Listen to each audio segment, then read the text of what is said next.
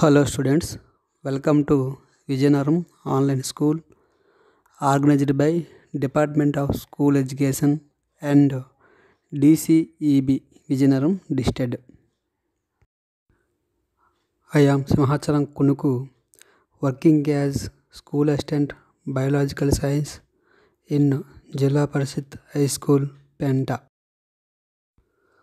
Okay students, today we will discuss about class 9 biology first chapter cell, its structure and functions. You have already seen the first two videos related to this chapter.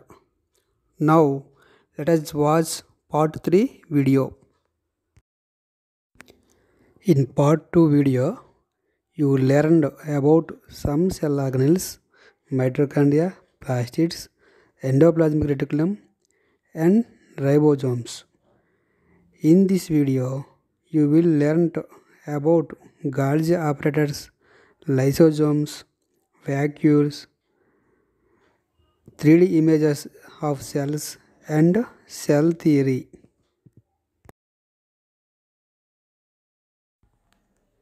First one is Golgi apparatus. Golgi apparatus, also known as the Golgi complex and Golgi body. Camilla Golgi had observed Golgi complex in the year 1898 using a compound microscope. Golgi complex is found in both animal as well as plant cells. It is located in the cytoplasm near to the endoplasmic reticulum.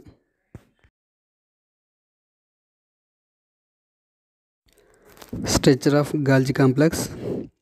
It is a membrane-bound organelle made up of series of flattened stacked pouches called cisternae. They consist of tubules and vessels. Golgi complex is formed by the fusion of vessels that are pinched off from the endoplasmic reticulum. Function of Golgi complex. The Golgi complex is responsible for transporting, modifying and packaging proteins and lipids into vessels for delivery to targeted destination. With the Golgi, the proteins are modified and sent towards the cell membrane or any cell organelles. After reaching the cell membrane, these substances are secreted from the cell and sometimes used to regenerate and repair the cell membrane.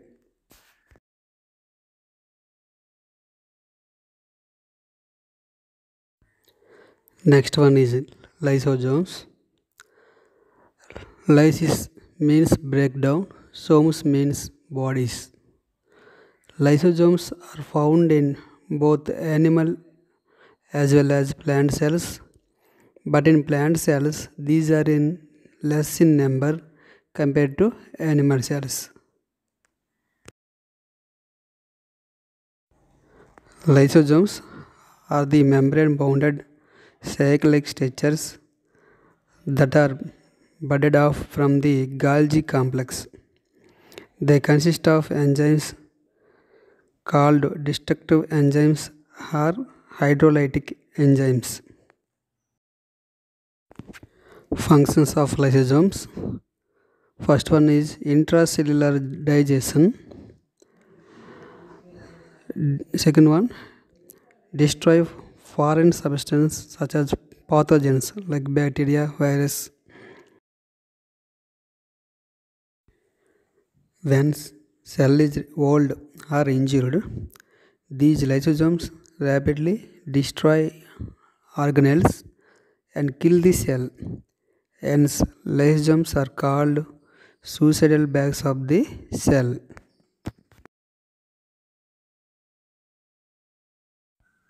Next one is vacuole.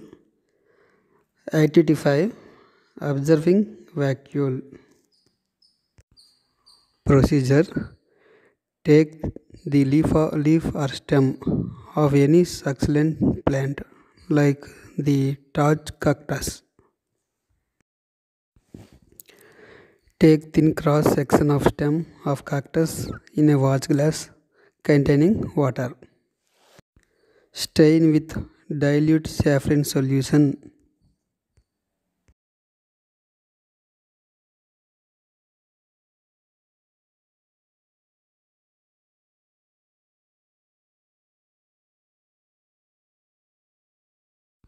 Observe the section under low and high power microscope. Observations. We observed the large empty spaces present in the cells. These are vacuoles. Vacuoles are fluid filled sac like structures. In animal cells, vacuoles are small in size, while in plant cells they are large. In mature plant cells, they might occupy almost the entire cell space. Vacuoles maintain turgor pressures within the cell. They export unwanted substance from the cell. Next topic, three-dimensional pictures of the cells. Usually, when cells are seen under the microscope, the image appears as a flat and two-dimensional. It seems that all the organelles in the cells are situated in one plane. In reality, cells have length, breadth, and thickness. We can easily see the length and breadth. Since we cannot see the thickness of the cells under the microscope, we tend to think that these are flat objects. However, there are few easy ways to observe thickness of the cells. The easiest method is to slightly change the focus while viewing plant cells on the slide and look at the cell wall. You will find that you are able to see the thickness of the wall. The three-dimensional image becomes clear if you reduce the intensity of the light as well.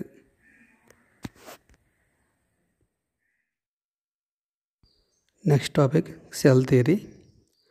Cell theory was proposed independently by German botanist Matthias Jacobs Leiden in 1838 and German zoologist Theodor Schwann in 1839.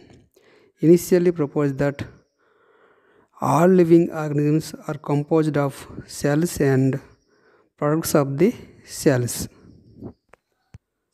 What are the cell products? Yes, tissues, organs, organ system.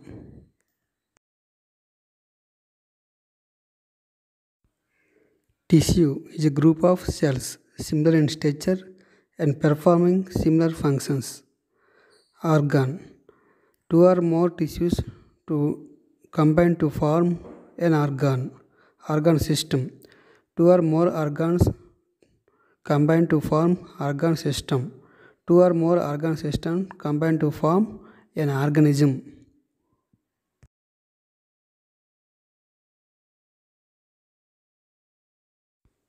Cell to organism, tissues, organs, and organ systems. These are cell products. Sladen and Schwann together formulated the cell theory. All living organisms are composed of cells and products of the cells. This theory, however, did not explain as to how the new cells were formed. Rudolf Virchow first explained that the new cells could be formed only by the division of the pre-existing cells. Rudolf Virchow modified the hypothesis of Sladen-Schwann to give the cell theory a final shape. Cell theory, as understood today, is based on two cardinal principles. All living organisms are composed of cells and products of the cells. Second one, all cells arise from pre-existing cells. ఈరోజు మనం కణ నిర్మాణం విధులు అనే పాఠ్యాంశాన్ని గురించి చర్చించుకుందాం. ఈ పాఠ్యాంశానికి సంబంధించి మొదటి 2 వీడియోలను మీరు ఇదివరకే చూశారు. ఇది ఈ పాఠానికి సంబంధించిన 3వ వీడియో. ఈ వీడియోలో మీరు గాల్జీ సంక్లిష్టము, లైసోజోములు, రిక్తికలు అనే కణాంగాల గురించి తెలుసుకుంటారు. అలాగే కణాలు త్రిమితీయ నిర్మాణంలో ఉంటాయని కూడా తెలుసుకుంటారు.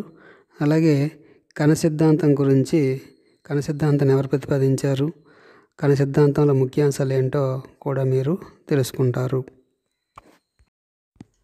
మొదటగా మనం గాల్జీ సంక్లిష్టం గురించి తెలుసుకుందాం. 1898 సంవత్సరంలో కామిల్లో గాల్జీ అనే శాస్త్రవేత్త గాల్జీ సంక్లిష్టాన్ని సంయుక్త సూక్ష్మదర్శనంలో పరిశీలించాడు. ఈ గాల్జీ సంక్లిష్టాలు తీసుకుంటే అనేక త్వచాలు నిర్మితమై ఉంటాయి. ఇవి కూడా తిత్తులు కలిగిన నాళాల మాదిరిగానే ఉంటాయి. మధ్య కుహరం చుట్టూ ఏకత్వచపు పొర కప్పి ఉంటుంది. ఈ త్వచం సంచుల వంటి నిర్మాణాలను ఏర్పడుకుని ఉంటుంది. వాటి చుట్టూ ద్రవంతో కూడిన కోశాలు అతికి ఉంటాయి.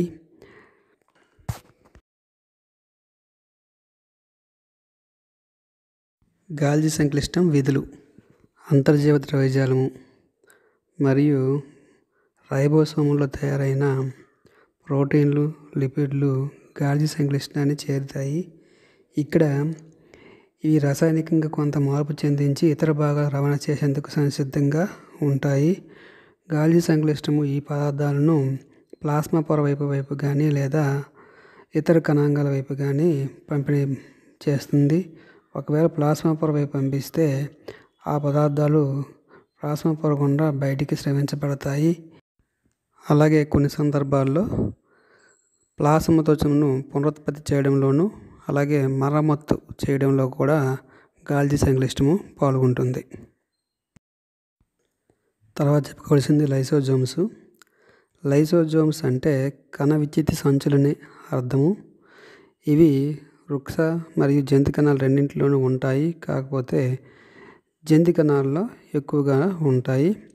ఇవి త్వచయుత సంచుల వంటి నిర్మాణాలు. ఇవి గాల్జీ సంక్లిష్టం నుంచి ఏర్పడతాయి. వీటి లోపల వినాశకర ఎంజైమ్లు ఉంటాయి. ఇవి ఏ పదార్థాన్ని జీర్ణం చేసే శక్తి వీటికి ఉంటుంది. లైసోజోముల యొక్క విధులు: ఇవి కణాంతస్థ జీర్ణక్రియలో పాల్గొంటాయి. కణాంతస్థ అంటే కణాల లోపల జరిగే జీర్ణక్రియలో ఇవి పాల్గొంటాయి. అలాగే ఏవైనా హానికర పదార్థాలు లేదా పరాన్నజీవులు కణాల లోపల ప్రవేశిస్తే వాటిని నిర్వీర్యం చేస్తాయి. అలాగే కణం వృద్ధాప్య దశలో లేదా కణాలు దెబ్బతిన్నప్పుడు లైసోజోమ్స్ పగిలి వాటిలో గల వినాశకర ఎంజైమ్ విడుదలై కణాన్ని మొత్తం నాశనం చేస్తుంది. కాబట్టి లైసోజోములు మనం స్వయం విచ్ఛిత్తి సంచులు లేదా suicidal bags of the cell అని అంటారు. తర్వాత చెప్పుకోవాల్సిన కణాంగం రిక్తిక. కృత్యం 5 రిక్తికతను పరిశీలిద్దాం. ముందుగా కలబంద వంటి ఏదైనా రసభరిత మొక్క యొక్క కాండాన్ని తీసుకొని లేదా పత్రాన్ని తీసుకుందాం. ఆ కాండం నుంచి పలుచని భాగాన్ని తీసుకొని నీరు ఉన్న వాచు గ్లాసులో ఉంచాలి. తర్వాత ఆ పలుచని భాగాన్ని స్లైడ్ మీద ఉంచి సజల సాఫ్రిన్తో రంజనం చేయాలి. అలా తయారు చేసిన స్లైడ్ను సూక్ష్మదర్శనంలో పరిశీలించాలి. అలా పరిశీలించినప్పుడు కణాల్లో పెద్ద పెద్ద ఖాళీ ప్రదేశాలు కనిపిస్తుంటాయి. ఆ ఖాళీ ప్రదేశాల్లో మనం రిక్తికలని అంటాము. రిక్తికలు అనేవి రసభరితంగా ఉండే సంచులు వంటి నిర్మాణాలు. ఇవి వృక్ష కణాలు, జంతు కణాలు రెండింటిలో ఉంటాయి. అయితే వృక్ష కణాలు పెద్ద రిక్తికలు ఉంటాయి. జంతు కణాల్లో రిక్తికలు చిన్న చిన్నగా ఉంటాయి. రిక్తికలు అనేవి కణంలో కుడ్య పీడనాన్ని నియంత్రిస్తాయి.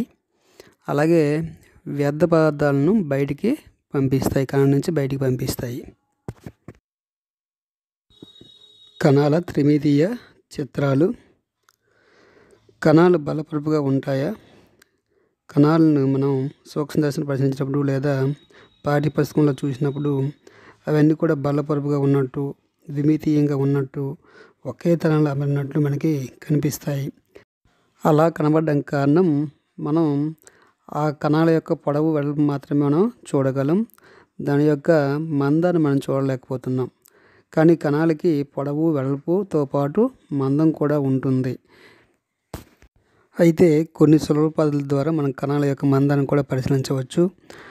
సూక్ష్మదర్శిలో ఉన్న కటకంపై కాంతిపుంజం యొక్క కాంతి తీవ్రతను తగ్గించే కొద్దీ మన కణాల యొక్క త్రిమితీయ ప్రతిబింబాన్ని స్పష్టంగా పరిశీలించవచ్చును. ఇక్కడ కొన్ని కణాల త్రిమితీయ చిత్రాలు ఇవ్వబడ్డాయి. వాటిని ఒకసారి పరిశీలించండి.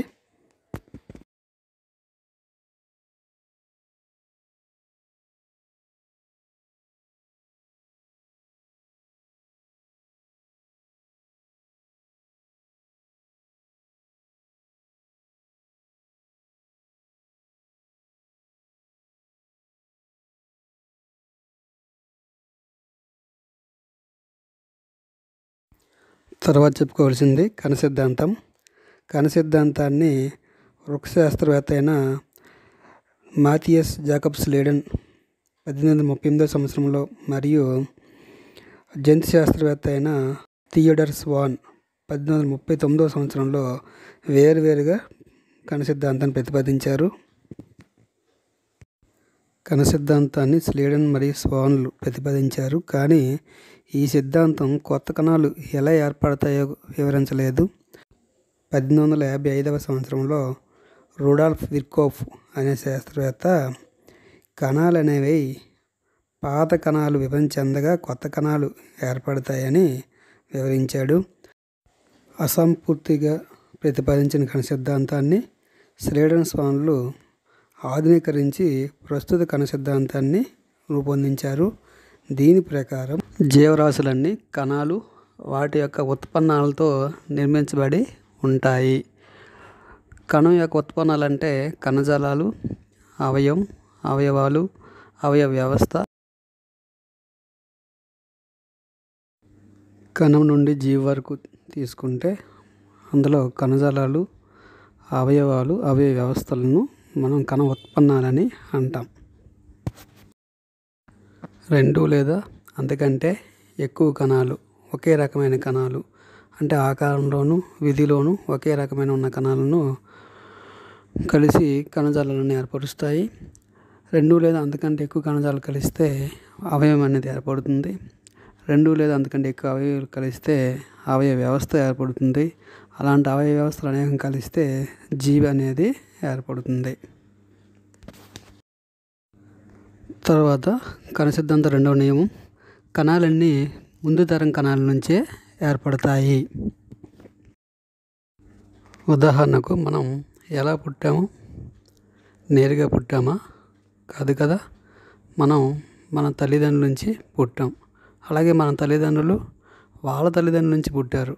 అంటే దాని అర్థం ముందు తరాల నుంచే తర్వాత తరం అనేది పుడుతుంది. అలాగే కణాలు కూడా వాటి ముందు తరం కణాల నుంచి కణ విభజన పద్ధతి ద్వారా ఏర్పడ్డాయి.